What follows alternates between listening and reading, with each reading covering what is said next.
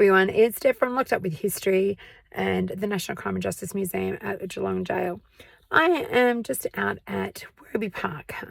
It's about 9 o'clock on a Friday night. It is very cold, very windy, as you can tell by the way I'm wrapped up. And I do apologise for my voice. I'm on the back of laryngitis. I haven't been able to speak all week. So it's been rather quiet in my household, although it did stuff me up earlier in the week because I did have a tour that I had to do and I was unable to do it because my voice was missing in action, shall we say. But I'm at Werribee Park with a private group, so they've hired out the facilities for the night.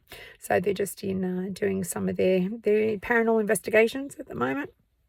So I'm just waiting for them to finish up. We've got about an hour or so to go. And then we will continue on and head home. But it's an awesome location. For those of you who don't know what we do here, we are in the farm buildings out the back. So not the mansion. This is the farm buildings out the back. So that's where the original homestead, the Churnsides built. So Thomas Churnside built the original homestead here in 1865. Prior to that, the land had been occupied by another man by the name of Edward Wedge. He left the property when there was a flood that came through, and unfortunately one of his daughters drowned in that flood. So he sold the land after that, and that's when the Churnsides came in.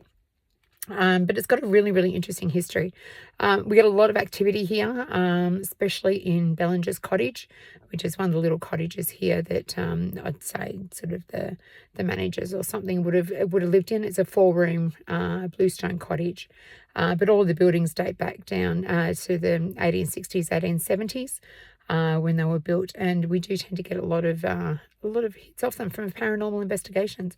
My favourite one from here was in the stables. I think it was one of our test ones we did when we started here a few years ago, and we actually picked up the sounds of horses in the stables. So this is where a number of Melbourne Cup winners and Geelong Cup winners were held. They were owned by the Churnsides.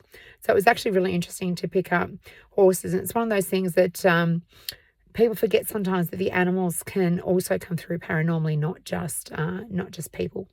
So it's really interesting. So I'll be very interested to see what the girls get by the end of the night. They had some really good stuff down in the men's quarters to start with. So yeah, they're in the stables at the moment. So hopefully they're picking up something really cool. But yeah, I just thought I'd check in and let you know what I'm up to tonight. So talk to you soon. Thanks. Bye.